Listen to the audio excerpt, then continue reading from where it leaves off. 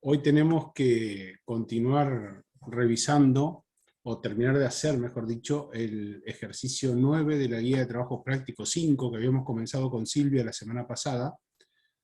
Después vamos a proponer otro ejercicio más, y después de realizar los dos ejercicios, si terminamos antes del tiempo que tenemos pactado para nuestra clase, los vamos a dejar libres para que puedan continuar revisando temas para mañana. Y si digamos, terminamos justo, bueno, podremos hacer los dos ejercicios en forma completa.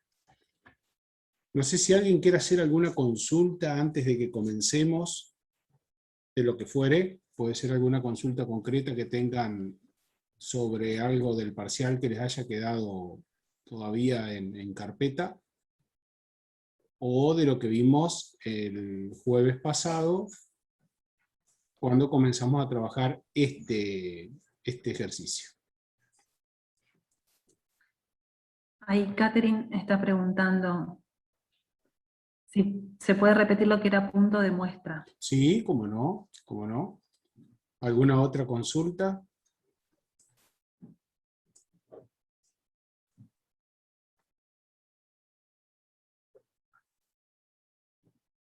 Bueno, comenzamos con lo de Catherine. Estábamos en el punto C entonces, donde habíamos definido lo que era el espacio muestral. Habíamos hablado de lo que era el punto muestral, un suceso simple y un suceso conjunto sobre este ejemplo que tenemos acá en nuestra tabla. Lo que Catherine está preguntando es sobre punto muestral. A mí me gustaría, antes de dar yo la respuesta, si alguno de los compañeros de Catherine pueden tratar de responder esa respuesta. Con un ejemplo, ¿no? ¿Qué sería un punto muestral en este caso?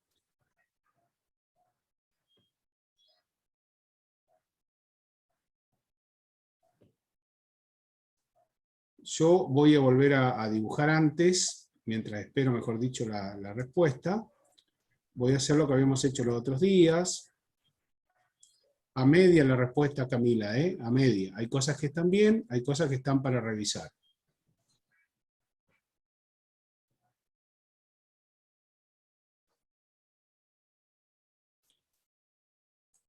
A ver qué es lo que puede estar bien, Camila, en la respuesta que decís, la unidad de análisis, en este caso, 1282. Después dice Josefina, una persona, una de 1282. No importa acá qué característica quiera ver yo en el conjunto. En el primer conjunto vamos a trabajar con A1, es decir, con aquellas personas que tienen desnutrición. Y en el segundo conjunto vamos a trabajar mirando la otra característica, o sea, la presencia de parásitos, B, pero vamos a trabajar también con B1. Como para que ustedes vean que esto es indistinto de cómo seleccionemos nosotros los conjuntos, los resultados van a ser exactamente los mismos. Me quedo más cercano con la respuesta de Josefina que con la de Camila. En realidad, cuando hablamos punto muestral, y para qué hice yo este esquema de conjuntos, estoy hablando de un punto cualquiera que pertenece al espacio muestral. Por ejemplo, este punto pertenece al espacio muestral. También el punto rojo, ¿no? Ahora también podría dibujar yo un punto celeste que pertenece al espacio muestral. Esto podría ser otro.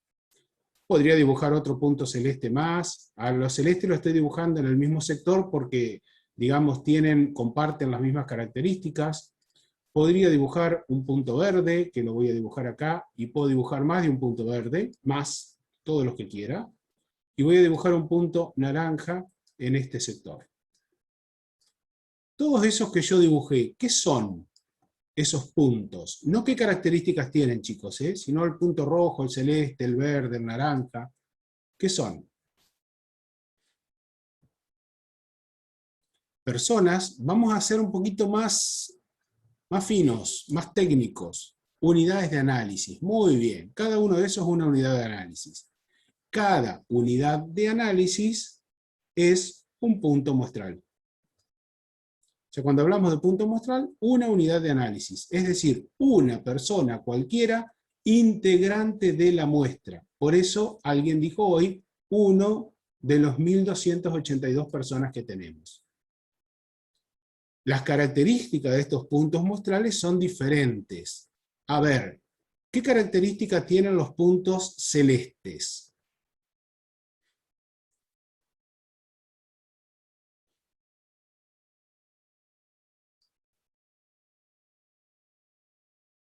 Los puntos celestes me están diciendo con desnutrición.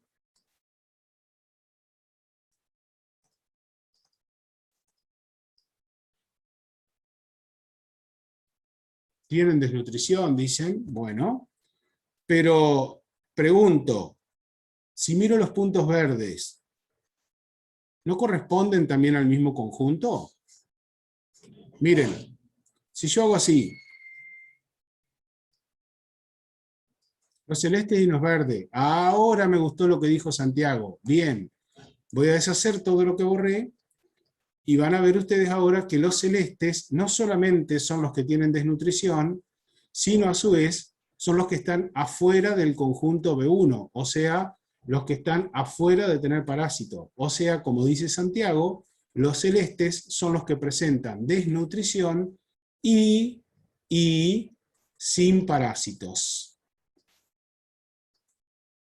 Esto es con palabras. Si usamos letras, si usamos la nomenclatura de las letras A y B que utilizamos para definirlos, los puntos celestes corresponderían a A1 y sin parásitos significa B2, no parásitos, B2, que también lo podemos escribir con símbolos matemáticos como A1 y en vez de I el símbolo de la intersección B2.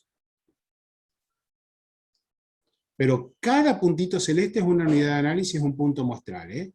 Esos puntos muestrales celestes tienen estas características.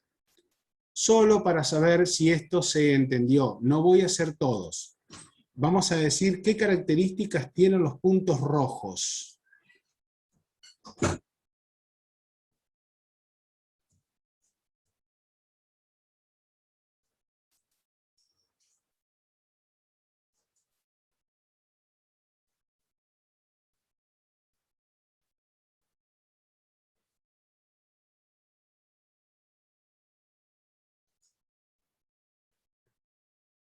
Bien Malena, A2 y B2, bien cuando pusieron sin desnutrición y sin parásitos, perfecto.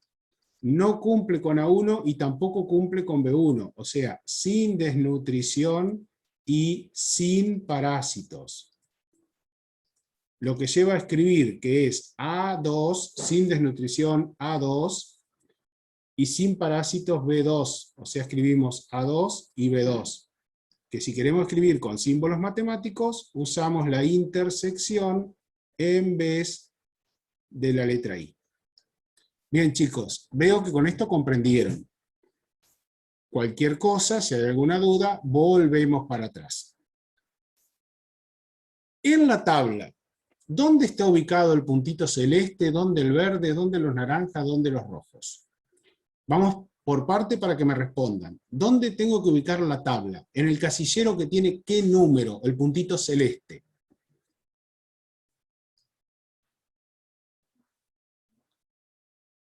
¿Cuántos puntitos celestes hay? Esa sería la pregunta. 236. Dijimos que era A1 y B2, o sea, efectivamente los puntos celestes se encuentran acá y hay 236 en total en la gráfica. Muy bien. ¿Y rojos?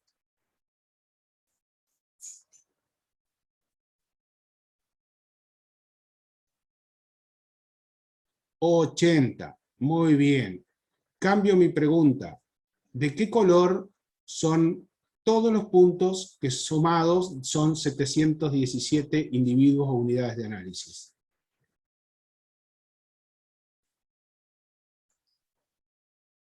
Me queda verde o naranja, ¿no?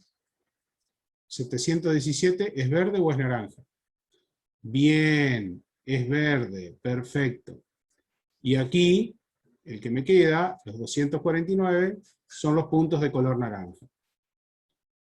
Ustedes se pueden estar preguntando a esta altura, ¿y qué tendremos que hacer nosotros, profe? ¿Tendremos que trabajar con tabla o tendremos que trabajar con conjuntos, con diagramas de conjuntos? La respuesta es: trabajen con lo que quieran, con lo que se sientan más cómodos, con lo que lo entiendan mejor. De todos modos, las presentaciones que uno haga de la información no la vamos a trabajar como conjuntos, sino que la vamos a trabajar como tablas. Entonces, si ustedes aprenden a manejarse solamente como tabla, podemos prescindir, no necesitamos los diagramas de conjunto. ¿Quedan respondidas las preguntas que había? Ya hoy dijo que sí Catherine, y bueno, no sé el resto si tiene alguna consulta más. Si no, avanzamos. Bueno, vamos al punto D. Fíjense que el A, el B y el C hasta ahora fueron nada más que cuestiones que nos ubicaron con conceptos, con definiciones que estuvimos estudiando. Sabíamos qué era el espacio muestral, qué era el punto muestral, qué era un suceso simple, un suceso compuesto. Lo que tuvimos que hacer acá era identificarlo. ¿Dónde están? ¿Qué representan? ¿Está? ¿Cómo los podemos denominar? Ejemplos. Ahora empezamos con el punto D, que son cálculos. Entonces nos paramos en este punto D, que dice calcular sobre la base de los resultados de la muestra, o sea, con lo que tenemos en la tabla, la probabilidad de que al extraer una persona de nuestra muestra resulte tener parasitosis positiva, o sea, que tenga parasitosis. ¿Qué se les ocurre que tenemos que hacer para esto? No estoy preguntando cuánto da, sino cuál sería el procedimiento a realizar. Que muchas veces es más importante saber el procedimiento que poner bien el resultado. ¿Qué tenemos que hacer?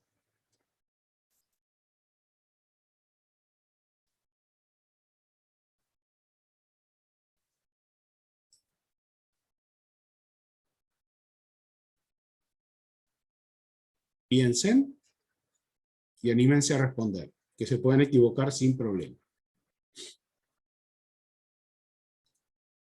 Dividir 700... Bueno, acá voy a ordenar las respuestas, digamos, de acuerdo a lo que fueron poniendo de manera correcta y demás. Lo primero que quiero decir es que hay una fórmula que está bien puesta ahí en el chat, que dice que tenemos que hacer, Marcos, ¿por qué respondes con signos de pregunta? Marcos contestó bien, pero lamentablemente preguntó si era número de casos favorables sobre número de casos posibles. Marcos, efectivamente, esa es la fórmula con la cual nosotros vamos a calcular las probabilidades. ¿Está? Entonces, efectivamente, número de casos favorables sobre número de casos posibles. ¿Por qué voy a aplicar esta fórmula para calcular? Porque vimos varias formas de hacerlo, ¿no? Pero ¿por qué voy a aplicar esta fórmula? O sea, ¿por qué puedo aplicar esta fórmula?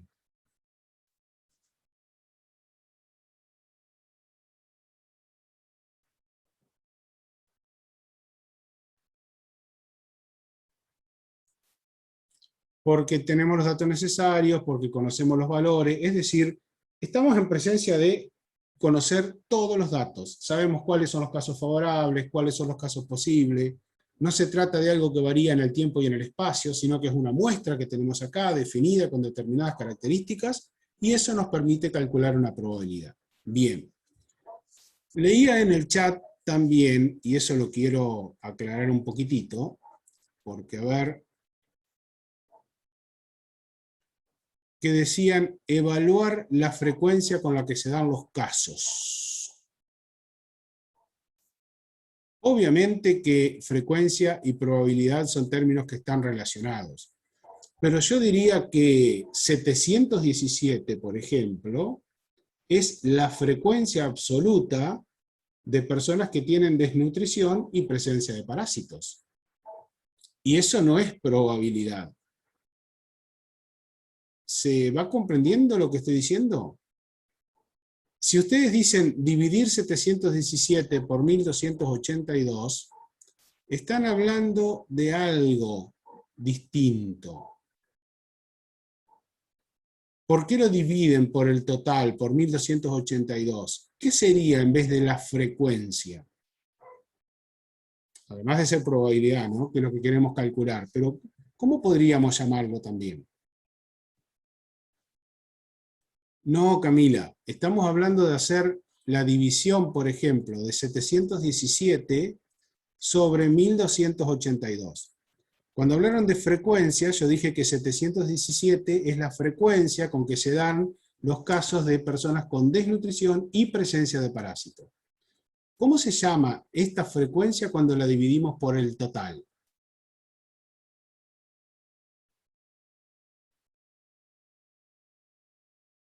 Vamos que lo saben a esto, ¿eh? No, no, Santiago, lo saben de antes de probabilidad, no es un suceso compuesto. ¿Qué pasa cuando la frecuencia absoluta de alguna característica, propiedad, lo que sea, la dividimos por n? Obtenemos el valor de frecuencia relativa. Muy bien, bien Celina, el valor de la frecuencia relativa. Entonces no sería el cálculo de frecuencias, sino que podríamos estar hablando de calcular las frecuencias relativas, ¿sí? Que se expresan en porcentajes, como lo pone Catherine, bien. Y la probabilidad también se expresa en porcentajes.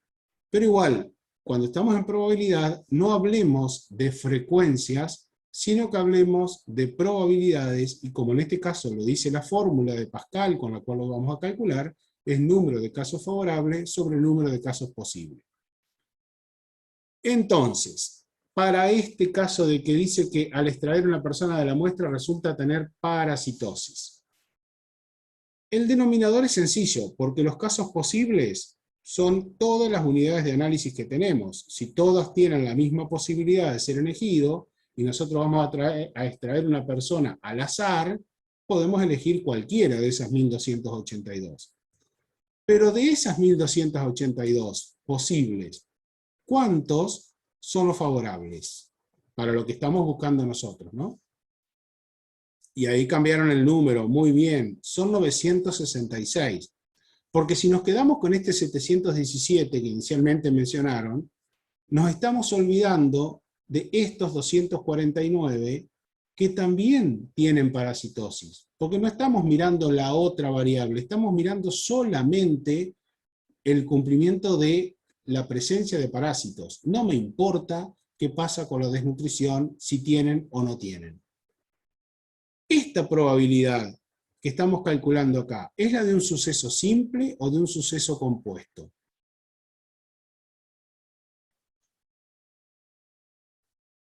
Muy bien, estamos calculando la probabilidad de un suceso simple.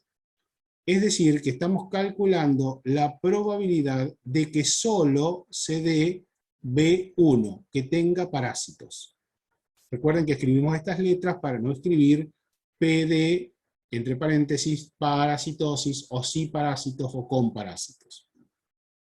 O sea que la respuesta a esta pregunta el primer cálculo que tenemos que hacer, es que la probabilidad de B1 es igual a 966 sobre 1282. ¿De cuánto nos da esto?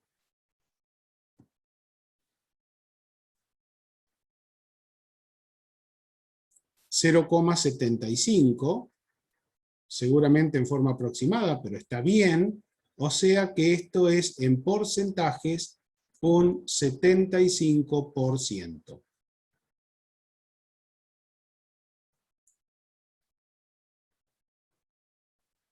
¿De acuerdo con esto? ¿Dudas?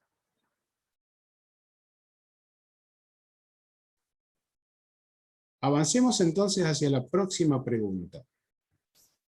El punto E nos dice lo mismo que el anterior, o sea, la probabilidad de que al sacar una persona al azar, al seleccionar una persona al azar, resulta que tiene parasitosis negativa y desnutrición positiva. O sea que no tiene parasitosis y sí tiene desnutrición. La fórmula que vamos a calcular, emplear, digamos, es siempre la misma, ¿no? Nos pide la probabilidad de ¿qué? antes de hacer cálculos, chicos, me interesa, o sea, si ustedes ante esta respuesta simplemente ponen, como pusieron en el chat, 236 sobre 1282, no digo que esté mal, pero no están haciendo las tareas correspondientes, es decir, no están mostrándonos a nosotros que están razonando sobre el ejercicio. Primero, 236 sobre 1282, así suelto como está ese número, yo no sé a qué se refiere. Necesito que me digan que están calculando la probabilidad, y ahí sí, como están poniendo en el chat ahora, de que se dé A1 y B2. ¿Por qué A1 y B2? Porque estamos diciendo que tenga parasitosis negativa, o sea que no tenga parásitos, que eso es B2, y que tenga desnutrición, o sea, A1. Y efectivamente, entonces, es la probabilidad de A1 y B2. Cuando calculamos esta probabilidad, ahora sí, se trata de un suceso, simple o compuesto.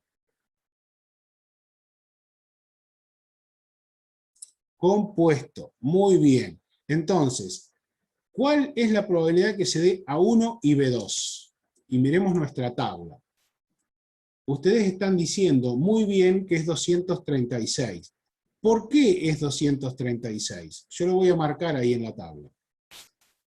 ¿Por qué es 236? Porque este 236 se encuentra en la intersección de los que tienen desnutrición, o sea, A1, y los que no tienen parásitos, o sea, B2. En la intersección hay 236 personas. Entonces nosotros tenemos 236 casos posibles, favorables, sobre 1282 posibles. Eso no cambia. Y esto da aproximadamente 18%. Yo voy a escribirlo directamente como 0,18. Ustedes pueden escribir igual 18%. Bien. Fíjense que nos pasamos de un suceso simple a un suceso compuesto. Y sin embargo, el proceso para calcular fue lo mismo. Fijarnos qué es lo que se nos pide y cuáles son los casos favorables. Ahora bien, y ya es una cosa como para ir sabiendo, a ver si recuerdan lo que dijimos. Si tenemos sucesos simples, ¿en qué parte de la tabla vamos a mirar o buscar los casos favorables? Sucesos simples. Una revisión de lo que dijimos los otros días.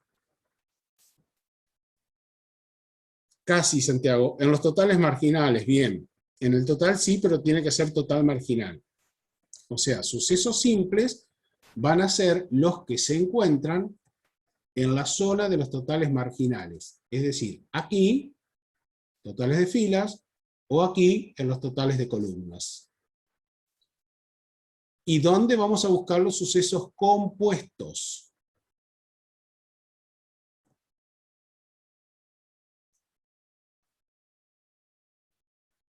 O sea, los casos favorables correspondientes a los sucesos compuestos aparecen muy bien, lo que están escribiendo en el chat, en el interior de la tabla. A veces, en forma directa, como cuando buscamos la intersección, a veces haciendo algunas operaciones, como cuando nos da el caso de la unión.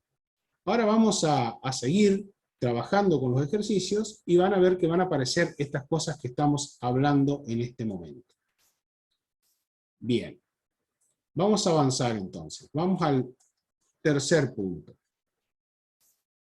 de hoy, ¿no? El F.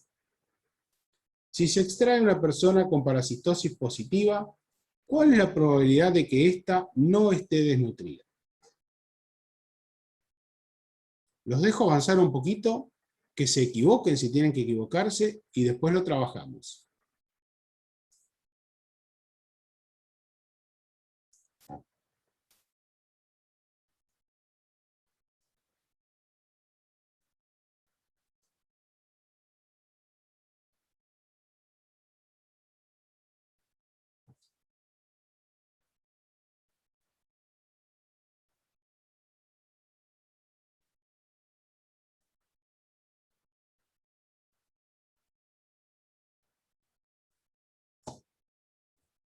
Silencio porque están pensando, eso está bueno.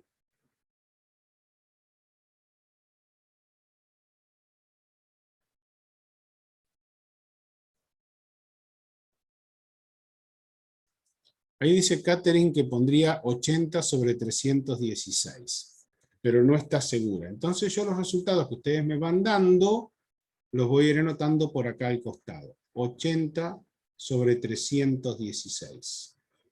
Santiago nos dice que haría el cálculo poniendo 249 sobre 966, lo mismo dice Camila, lo mismo dice Malena.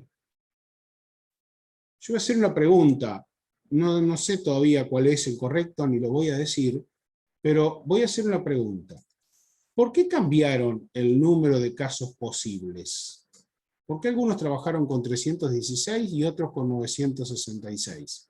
¿Por qué dejaron de utilizar 1282?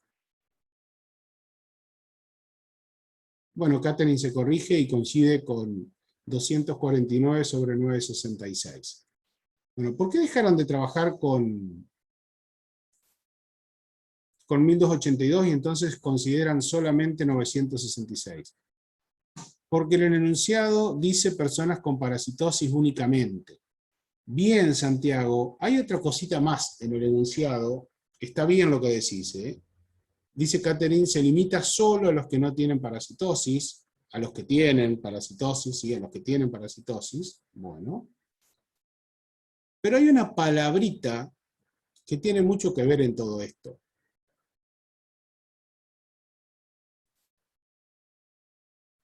Porque ahora no extraemos una persona de la muestra al azar, sino que lo extraemos de una partecita de la muestra, o de una parte de la muestra. Y la palabra en cuestión, ¿alguien se anima a decir cuál es la palabra que en este momento nos está haciendo una diferencia? Que nos tiene que tirar una advertencia de que no podemos utilizar el total de tablas en el denominador. Bien, Malena. La palabra en cuestión es sí. Cuando aparece ese sí, estamos en presencia, nosotros, de lo que se llama como. Si estuvieron viendo los videos y todo lo demás, y recuerdan las clases, ¿qué indica el sí?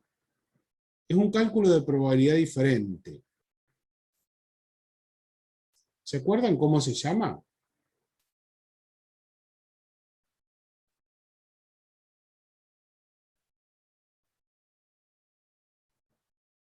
Recibe el nombre de probabilidad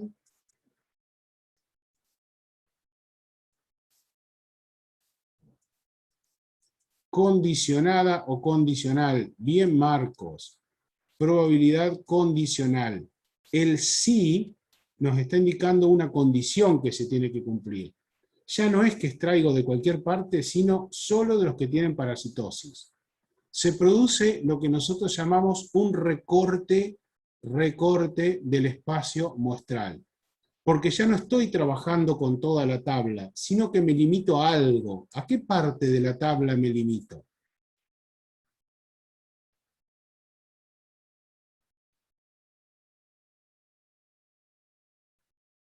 A B1, dice Santiago, porque solamente nos interesan los que tienen parasitosis. Es decir, que miramos solo esta parte de la tabla, como si lo demás no existiera, como si el resto de la tabla hubiese desaparecido. Entonces, cuando nosotros miramos solamente esta tabla, esta parte de la tabla, decimos efectivamente que el número de casos posibles es el total, o sea, 966. Muy bien eso. Este 966.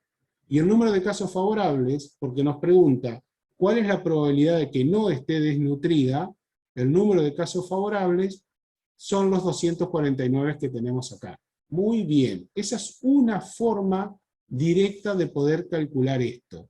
Hacer nuevamente, vamos a ponerlo por aquí, hacer nuevamente así. Sacamos el cálculo y decimos que la probabilidad de que se dé A2, o sea, con parasitosis, ¿se acuerdan que la condicional se ponía con una barra que decía, dado que se cumplió B1, y lo podemos calcular directamente como 249 sobre 966.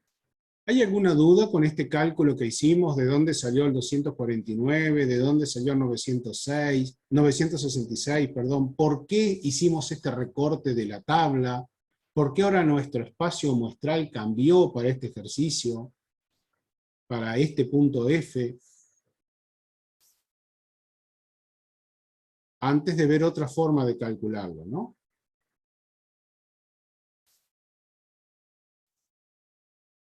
Pareciera que no. Yo los espero, no hay problema. No sé, Sofi, si querés agregar algo. No, por mí creo que por ahora van entendiendo bastante bien. Así que Bueno, tengo nada que agregar. de acuerdo. Simplemente lo que quiero agregar acá es que esta barra que aparece, esta barra que tenemos acá, significa dado B1. Es decir, la probabilidad de que ocurra A2, dado que ya ocurrió B1. Eso es la probabilidad condicional, que generalmente aparece en el texto, digamos, nos damos cuenta, a través de este nexo, que es la palabrita sí. Que es un término raro, nuevo, que aparece, que no lo teníamos en cuenta ni en el punto D ni en el punto E, en los que calculamos anteriormente.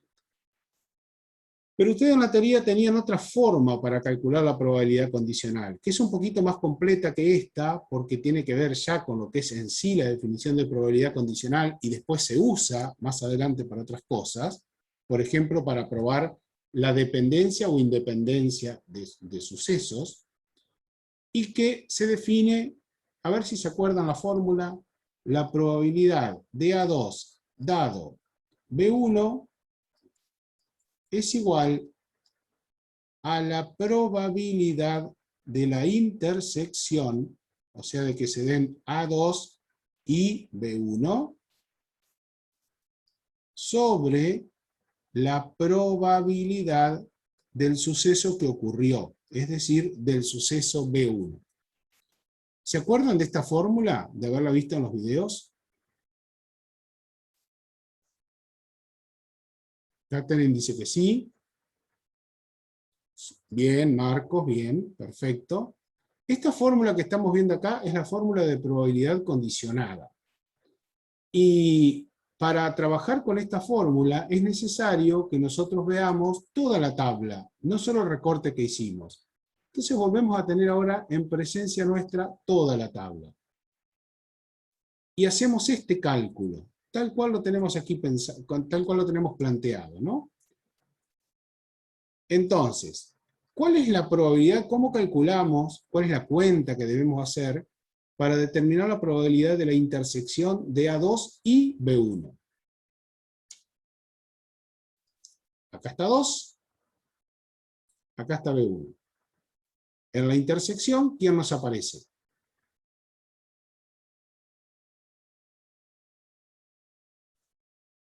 ¿O qué cantidad?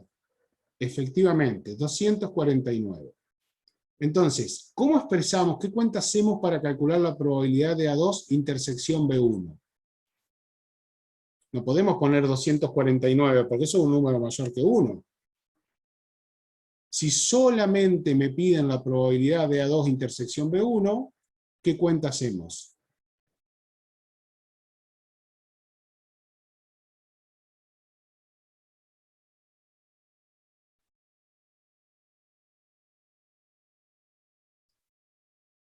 No se pierdan en lo que estamos preguntando, simplemente es esto, ¿no? ¿Cómo resuelvo esto?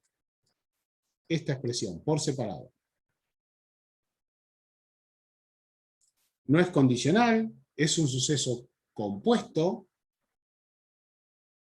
¿Y cómo hago el cálculo de esta probabilidad? Efectivamente, bien, 249, bien Santiago, sobre 1282. O sea que en el numerador me aparece esta cuenta, o esta fracción, 249 sobre 1282. Muy bien, voy a hacer más larga esta rayita para que se vea que es la que divide numerador de denominador. Y en el denominador, si tengo que calcular la probabilidad de B1, Es decir, que ahora estoy mirando un suceso simple. Estoy mirando solo B1. ¿Cuál es el número de casos favorables para B1? Muy bien, 966. Entonces, la cuenta que tenemos que hacer en el denominador es 966 sobre 1282. ¿Ustedes se acuerdan cómo se hace para dividir dos fracciones? Primaria, secundario, lo vieron varias veces a esto.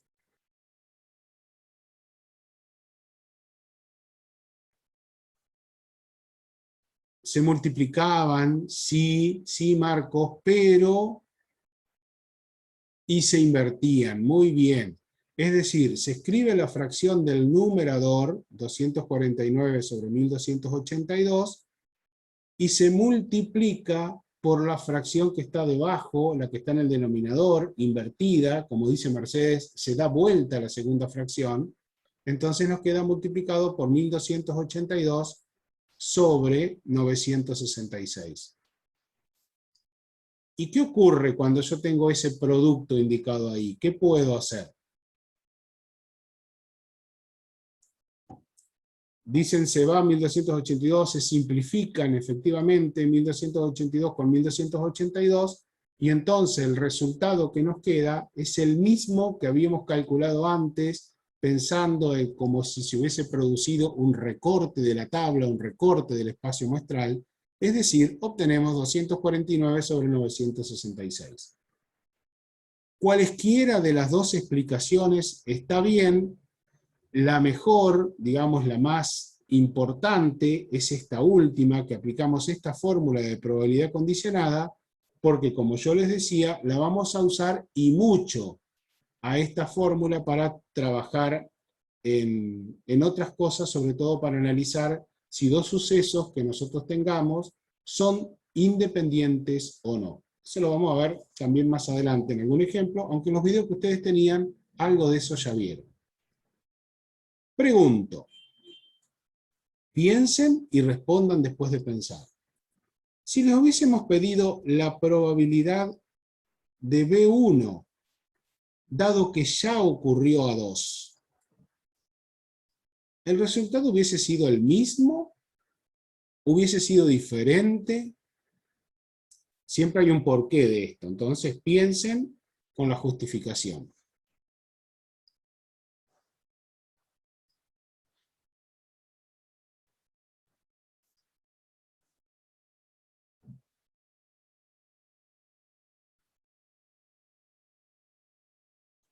Diferente, dice Marcos, porque cambia el denominador. Sería invertida la fracción, dice Josefina. Bueno, cuidado, Josefina. No sé a qué fracción te refieres. A Marcos le pregunto, ¿solo cambia el denominador?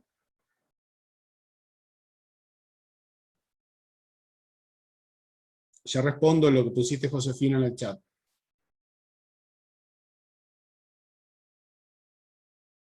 ¿Y el numerador no cambia, Marcos? ¿Qué te parece?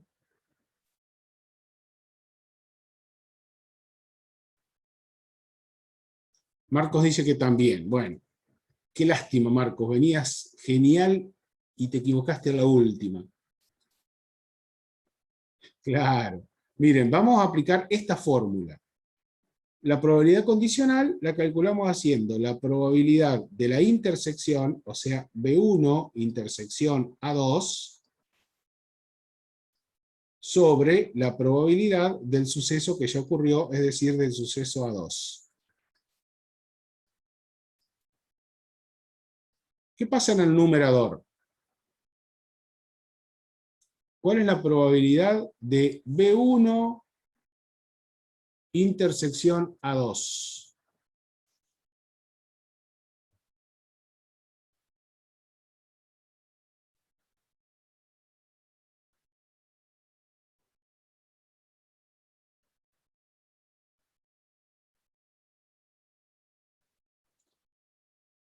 cuidado Camila, 249 no es un valor de probabilidad. Yo sé lo que, entiendo lo que querés escribir, pero cuidado, ¿no? 249 sobre, ahora sí, 1282. O sea que el numerador que nosotros estamos calculando ahora es exactamente el mismo que cuando hicimos la probabilidad de A2 dado B1. El numerador no cambia. ¿Estamos, Marcos? Ese fue el error en tu apreciación.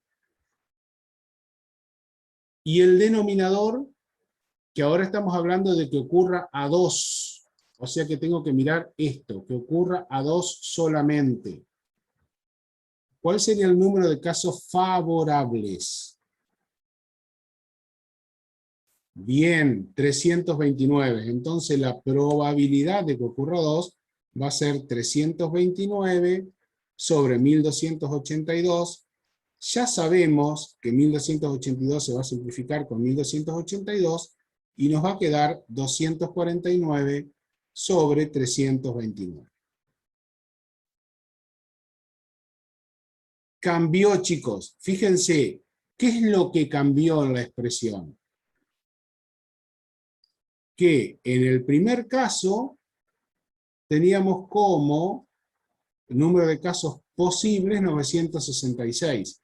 En el segundo caso tengo como número de casos posibles 329. Cambia el recorte que hacemos de la tabla, cambia el recorte del espacio muestral. Ahora, en este caso, miren cómo nos queda la tabla recortada, porque el suceso que ocurrió es A2, entonces nuestra tabla nos queda así, y el resto de la tabla ya no me interesa porque yo sé que ocurrió A2. Entonces, toda esta otra parte de la tabla es como si no estuviera. Ahí hicimos el recorte. Y si logramos hacer ese recorte, nos damos cuenta clarito entonces que tenemos 249 sobre 329.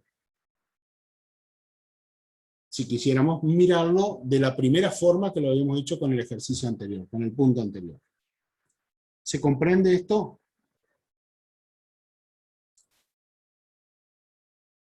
Lo importante es entender que si tenemos una probabilidad condicional, se da un recorte del espacio muestral y entonces el número de casos posibles ya no es el total de tablas, sino que es un total marginal. Depende de cuál sea la característica que estamos observando. En el segundo caso del ejemplo que ustedes tienen en pantalla, lo que estábamos observando que se había dado era A2. Entonces va el total marginal de A2 como denominador. Pero en el primer caso estábamos observando B1. Entonces el total que iba como denominador era el total de casos que teníamos con B1. Que si muestro la tabla completa, ahí está, total de B1 es 966, total de A2 329. Si hay dudas, las hacen. Yo mientras quiero corregir simplemente algo que me parece importante no dejarlo escapar. Hoy, Josefina, me voy a referir a vos, Josefina, ¿eh? Hoy vos dijiste que invertíamos el resultado, ¿tá? Que invertíamos este resultado, lo dábamos vuelta, y entonces vos expresaste que la probabilidad que nosotros tenemos que calcular para hacer B1 dado a 2, empleaste una lógica, como estamos invirtiendo acá quién ocurre y qué es lo que estamos calculando, pensaste que era posible hacer esta inversión. Y entonces expresaste como resultado 966 sobre 249. ¿Qué problema tenemos con este cálculo? Más allá de que esté bien o mal, pero ¿qué problema tenemos con ese cálculo? Si te das cuenta vos, Josefina, mejor todavía. Hacelo con la calculadora y decime el valor que te da. Ahí dice Josefina, muy bien, el denominador es más chico. Y si el denominador es más chico, ¿cuál es el problema que tenemos entonces? ¿Cómo va a dar este resultado? No, negativo no, Josefina, no tenemos es un cociente de dos números. Esto es positivo. No estamos haciendo restas, estamos haciendo una división. Haceme el favor, si tenés la calculadora a mano, de hacer esta cuenta y decime cuánto da. O cualquiera la puede hacer y ayudar también, chicos, no hay problema. Ahí está, Malena, da más de 1. ¿Cuánto da efectivamente? 3,88. Un valor de probabilidad de 3,88 es mayor que 1, y esto está mal. Esto no puede ser, porque nosotros sabemos que la probabilidad es un valor comprendido entre 0 y 1. Eso quería, Josefina, destacar de lo que vos pusiste, tener cuidado, porque a veces pensamos que estamos haciendo las cosas bien y nunca el valor de probabilidad puede ser mayor que 1. Y te voy a decir algo, no solo para vos, sino para todos tus compañeros, porque lo hemos visto en algunos parciales, en algunos exámenes. Si alguien pone esto, así como está, y lo deja bien, es un error conceptual muy grave. Tan grave que por más que tenga todos los otros puntos bien hechos del ejercicio, esto puede llegar a anular todo el ejercicio. Porque estamos yendo contra el principio básico de la probabilidad, que es un valor positivo y comprendido entre 0 y 1. Así que traten de poner en esto, cópienlo en su carpeta, que nunca la probabilidad les puede dar un valor mayor que 1. Tampoco negativo, por supuesto. Porque eso es un error conceptual, ya les digo que puede llegar a invalidar todo el ejercicio por más bien que lo tengan hecho.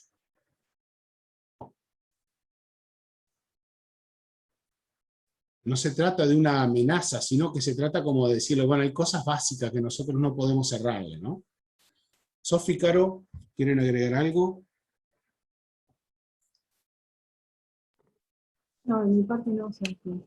Bueno, No, no tampoco. bueno, bárbaro entonces. Entonces, chicos, si les parece, avanzamos un poquito y nos vamos hacia el otro ejercicio que tenemos, el punto G sería, ¿no? Todavía no voy a borrar por si necesitamos ver algo de lo que teníamos hecho. Como punto G. Si se extrae una persona desnutrida, ¿cuál es la probabilidad de que posea parasitosis?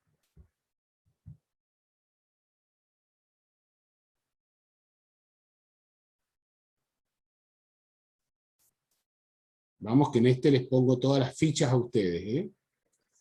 Y no me voy a fundir, seguro.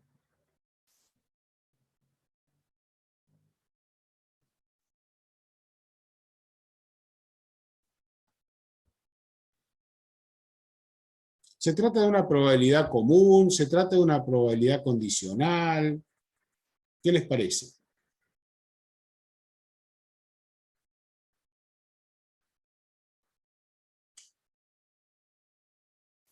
Más allá del resultado, me interesa... ahí vamos. Están hablando, Marcos está diciendo que sería probabilidad de A2 dado B1. Ya lo analizamos a esto, ¿no? Pero fíjense que aparece condicional, aparece el término sí, una probabilidad condicional. Eso quiere decir que tenemos que aplicar esta fórmula de probabilidad, la de probabilidad condicional. Bueno, ¿cuál es el suceso que se dio, que ya se dio?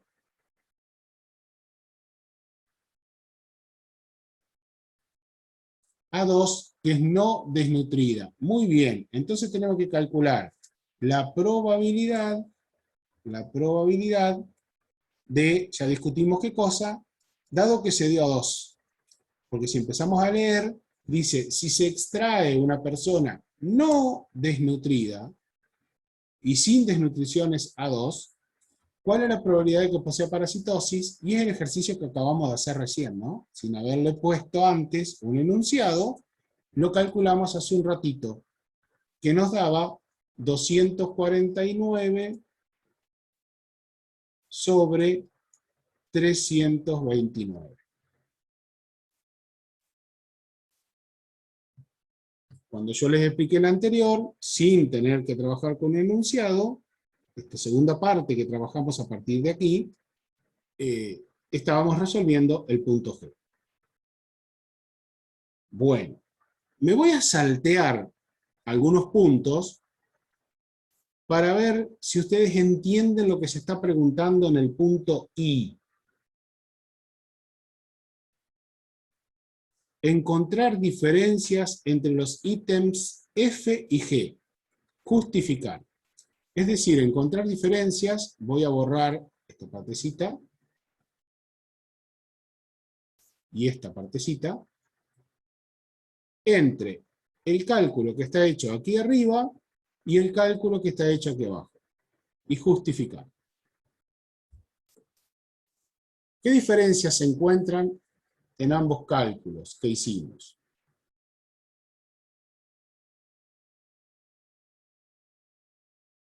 Da por cumplido diferentes cualidades. Bueno, Catherine, el suceso que ocurre es distinto.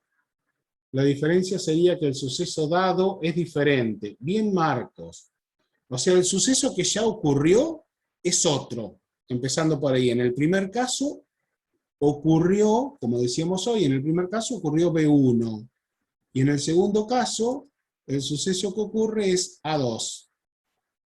Vamos a corregir ahí. Ahí está. El suceso que ocurre es A2. Entonces tenemos aquí esa diferencia, fundamental, ¿no? Después, Santiago dice, F se limita en B1 y G se limita en A2. Perfecto, hacemos un recorte de todo el espacio muestral. En F estamos solamente considerando B1, es decir, los que tienen parasitosis, y en el punto G estamos considerando solamente como universo A2, es decir, los que no tienen desnutrición. Bien, y ya sabemos que invertir generalmente nos da resultados diferentes. Digo generalmente porque puede ocurrir algún caso específico en el que nosotros invertimos y el resultado es el mismo. Pero bueno, esto es un caso muy particular que se puede llegar a dar. Pero en la generalidad de los casos es diferente. Bien, pasamos al punto H. Así que ahora vamos a salir un poquitito de esto.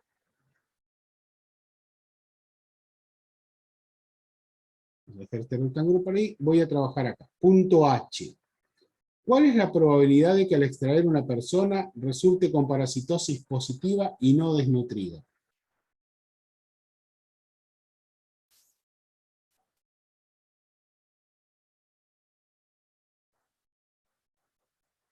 Este tiene que salir fácil.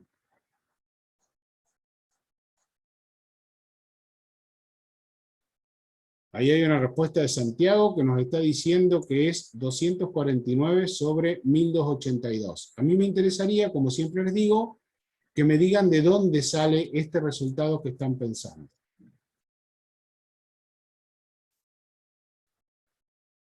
Esto sería el punto H.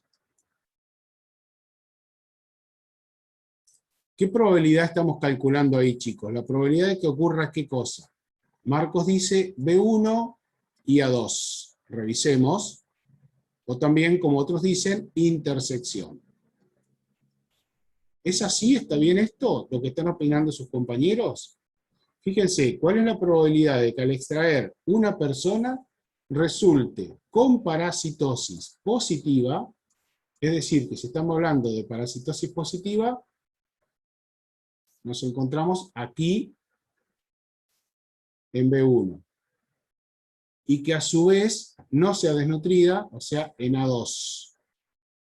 Y efectivamente, si ustedes miran, al estar la intersección, estamos hablando justamente, o sea, al estar I, estamos hablando de intersección, y llegamos a tener entonces 249 como el número de casos favorable, sobre 1282 como el número de casos posibles. Bien, me gustó porque respondieron rápidamente, y no por lo rápido, sino que respondieron bien. ¿Está? Y si me traslado al punto I, dice cuál es la probabilidad de que al extraer una persona resulte no estar desnutrida y posea parasitosis.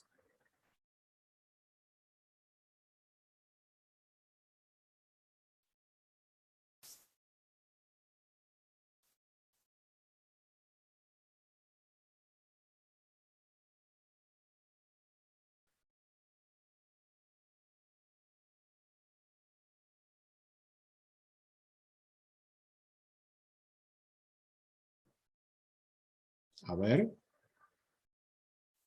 Marcos dice, probabilidad, antes en el chat hay algo de Camila, pero es del ejercicio anterior, ¿eh?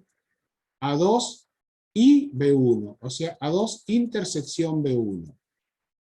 ¿Es esto efectivamente lo que nos pide?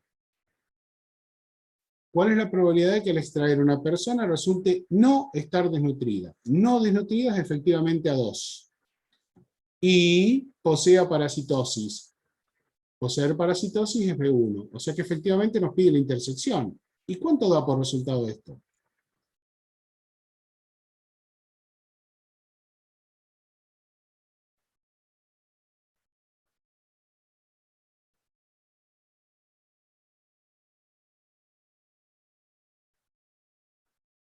...249 sobre 1282. ¿Qué podemos decir entonces? Con todo esto que hemos calculado. Es decir, ¿cómo podemos dar respuesta al punto K? Que dice encontrar diferencias entre H e I, que son los dos últimos que calculamos. Ahí Josefina dice muy bien que es lo mismo con el H. ¿Qué podríamos escribir entonces como conclusión para el punto K?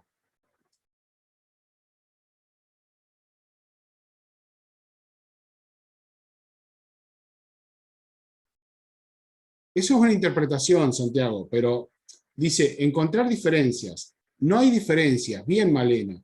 Entonces podríamos decir que la probabilidad de A2 intersección B1 es igual a la probabilidad de B1 intersección A2.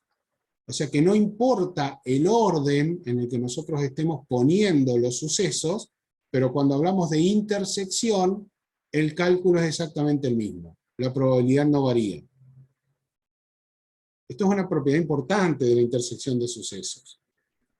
Pero fíjense, sin embargo, que en el J que analizamos antes, que el J tenía que ver con lo que pasaba entre el punto F y el G, los dos condicionales, decíamos que la probabilidad de A2 dado B1 es distinta a la probabilidad, ahí escribo, es distinta a la probabilidad de B1 dado A2. Esto también es importante. En la intersección podemos permutar a quién ponemos primero y quién ponemos segundo. Pero en la condicional no podemos permutar a quién ponemos primero y segundo porque el resultado varía.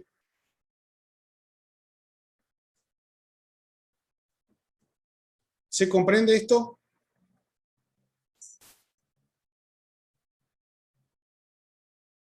Bien, bien. Bueno, completamos enterito el ejercicio 9. A mí me gustaría que para el martes ustedes traten de resolver el ejercicio 13 del trabajo práctico 5. El ejercicio 13 es, a ver si se los muestro, es este que viene a continuación. Es este, muy parecido, pide varias cosas. Inicialmente, fíjense, identificar y clasificar variables en estudio, definir el experimento aleatorio realizado, definir espacio muestral, punto muestral, suceso simple, suceso conjunto.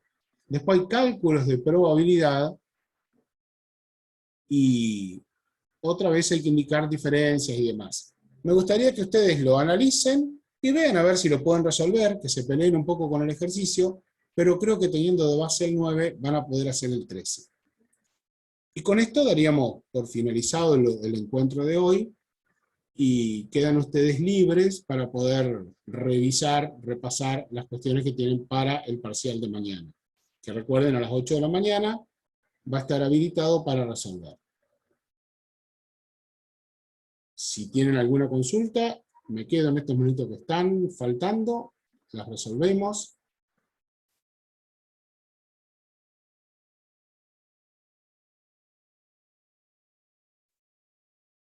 ¿Tienen alguna duda respecto de la modalidad del parcial? Una consulta sobre GeoGebra, dice Marcos. Bueno, dale Marcos, con todo gusto. ¿Cómo se guardan los trabajos? Bien, a ver si me da el tiempo de poder mostrártelo, que espero que sí.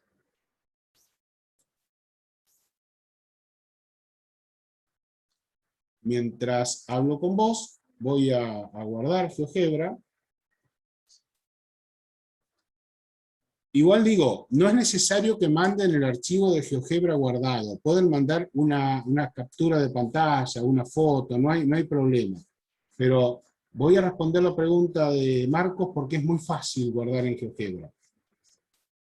Digamos que es como en cualquier programa que corre bajo Windows. Entonces yo ahora lo estoy abriendo. Mientras abre, voy a la segunda pregunta que dice si puedo que cuente la modalidad del parcial. Sí, ¿cómo no voy a poder? Por supuesto. El parcial va a ser un cuestionario en el cual van a tener algunas preguntas múltiple choice, que algunas van a requerir pensar un poco y otras van a requerir hacer algún cálculo como para poder dar respuesta, y otras van a ser, y otra va a ser de tipo ensayo, en donde ustedes van a tener que desarrollar un ejercicio, por ejemplo, con cálculos, con gráficos, con interpretación, y a eso lo van a tener que mandar como un PDF. Marcos dice, si captura se puede, porque cuando guardaba las fotos se me guardaba cualquier cosa.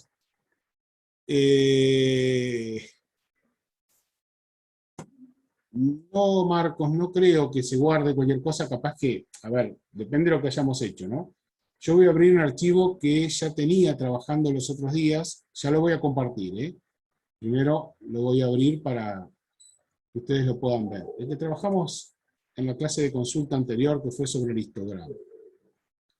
Y ahora sí, comparto.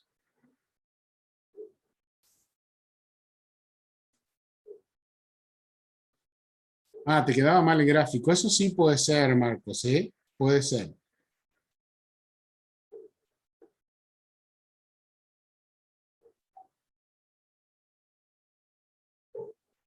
Ahí está tratando de abrir el programita.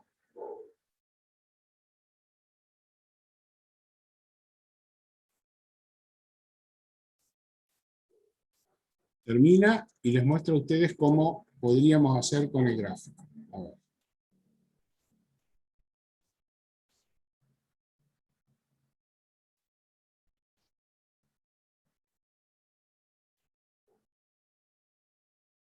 Recuerden que yo les dije que el GeoGebra se pone un poco lento cuando uno está haciendo una presentación, ya sea por Zoom o por Meet, y se traba un poquitito, pero ahí está.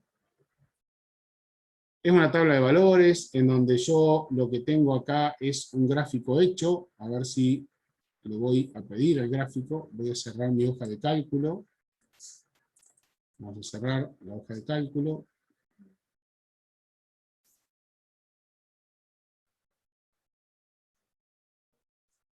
Créanme que yo ya la cerré, lo que pasa es que está demorando. Ahí está. Ahí tenemos ese gráfico. Por ejemplo, ¿no? Si yo hago imprimir pantalla, por ejemplo, que es lo que estoy haciendo ahora, y me voy a un Word, voy a dejar de compartir esto, voy a compartir un Word,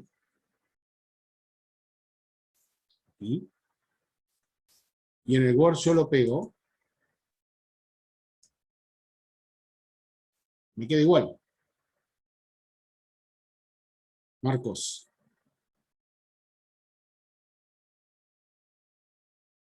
¿Se ve? Bien. El gráfico no aparece cuando lo hace con la fórmula histograma. Capaz que te falta señalar donde tenés los puntitos que tiene que quedar coloreado y que estoy mostrando, ¿no? Fíjate que acá no voy a pasarme a GeoGebra. Tengo el texto señalado, me aparece el texto que es la tabla. Tengo este C de color rojo que es coloreado, que es el histograma. El polígono este no es un histograma, sino que son rectángulos que corresponden a las frecuencias acumuladas.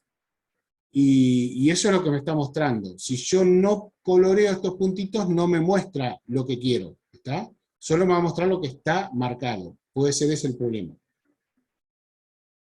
Después a esto, si ustedes quieren recortar y no ver todo lo demás, yo estoy en Word, lo señalo, me voy a la pestaña de formato, a ver si puedo mostrárselos bien, ahí está. Me voy a la pestaña de formato, y estando en la pestaña de formato, cuando seleccioné la imagen se me habilita la pestaña de formato, si no, no se habilita, esto ustedes lo saben también de informática. Puedo ir a la herramienta recortar, y entonces, arrastrando desde el medio, ¿ven? Yo recorto, recorto en vertical, recorto en horizontal, supónganse que quiero dejar la tabla, y recorto acá, y haciendo clic afuera tengo solamente el gráfico y lo que quiero mostrar de toda la pantalla que capturé. Eso está bueno también porque queda más prolijo lo que estoy viendo, y ustedes nos están mostrando a nosotros lo que queremos mostrar. Bien, Marcos, me alegro de que te haya servido esto. Bueno, chicos, nos queda menos de un minuto, así que vamos a dejar acá, ¿les parece? Y éxitos mañana, porque no me cabe duda que los que han estado presentes, participando en las clases y demás, están preparados. El resto de los chicos, la verdad que no lo sé. El parcial resuelto lo tienen que subir en formato PDF, en formato imagen, o sea, puede ser un JPG, JPG, BMP, cualquier formato de imagen que ustedes saquen con el celular, con captura de pantalla, cualquier imagen. No hay ningún problema. ¿Está? Bien, chicos. Gracias, Caro. Gracias, Sofi. Nos vemos.